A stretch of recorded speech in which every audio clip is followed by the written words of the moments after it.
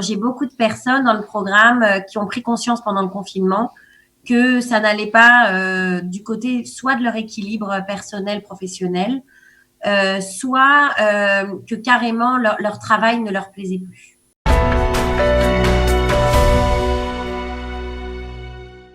Bonjour Nathalie.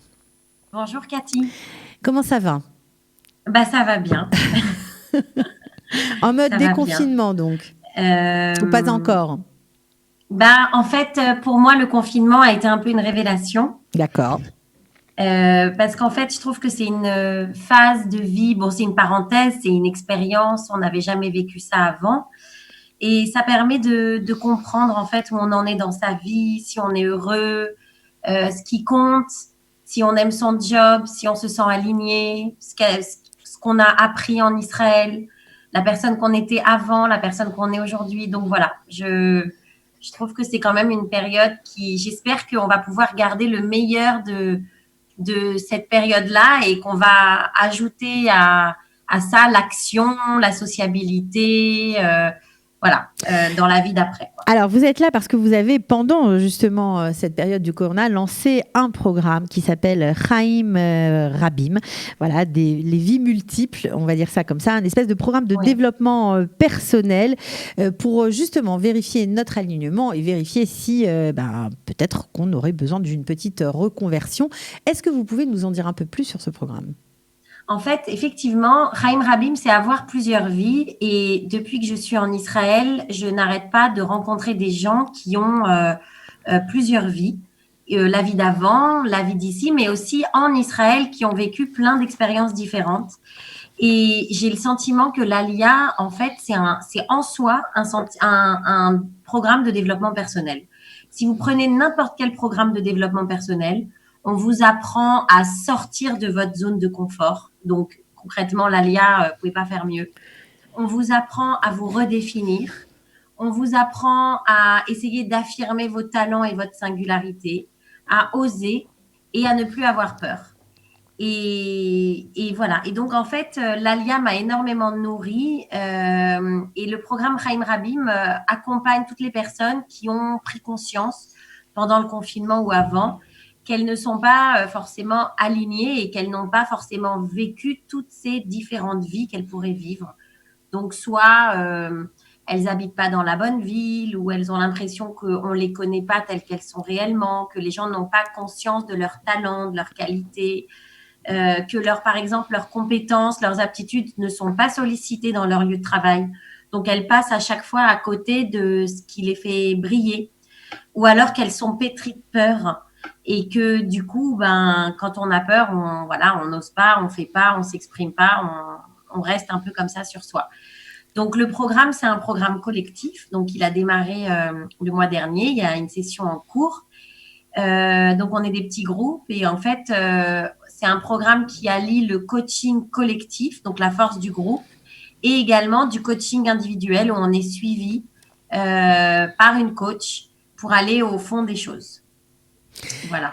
Alors, on vous a beaucoup entendu dans un programme qui s'appelait Switch, on va dire un programme qui était importé, et vous avez décidé de concocter quelque chose de plus adapté aux Israéliens, en tout cas aux francophones qui ont fait leur ALIA.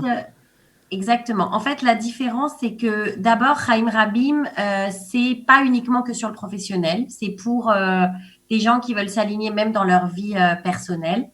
Ensuite, c'est effectivement un programme qui est plus israélien dans la mesure où on travaille sur son état d'esprit. C'est vraiment un accompagnement au changement de vie. Donc, ça peut s'adresser à des gens qui sont encore en France et qui ont envie de faire l'ALIA. Ça peut s'adresser à des gens qui viennent d'arriver en Israël et qui n'arrivent pas vraiment à s'adapter au pays. Et puis, ça peut s'adresser également à des gens qui sont là depuis longtemps et qui veulent quand même impulser des changements parce qu'ils ont pris conscience de certaines choses.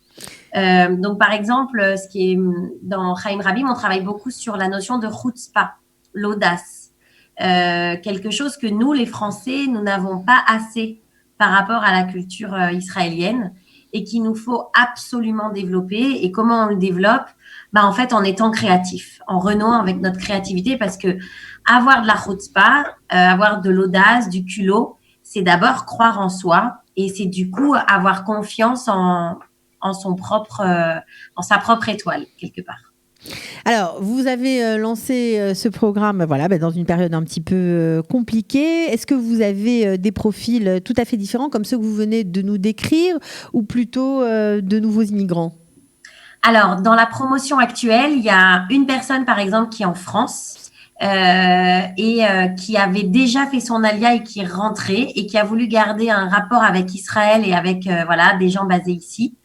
Et puis, j'ai beaucoup de personnes dans le programme qui ont pris conscience pendant le confinement que ça n'allait pas du côté soit de leur équilibre personnel, professionnel, soit que carrément leur travail ne leur plaisait plus. Voilà.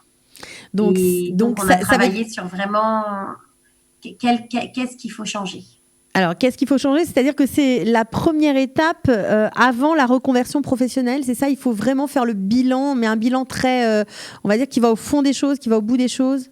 Oui, en fait, on travaille beaucoup sur notre singularité, l'affirmation de nous-mêmes. En Israël, les gens se connaissent bien parce que nous, l'école à la française, elle a souvent appuyé sur ce qu'on faisait pas bien et elle nous a demandé d'être généralistes. Tandis que l'école israélienne, très tôt, appuie quand même sur les talents de l'enfant et elle est tout le temps en train de l'encourager dans son être, en lui disant qu'il est extraordinaire.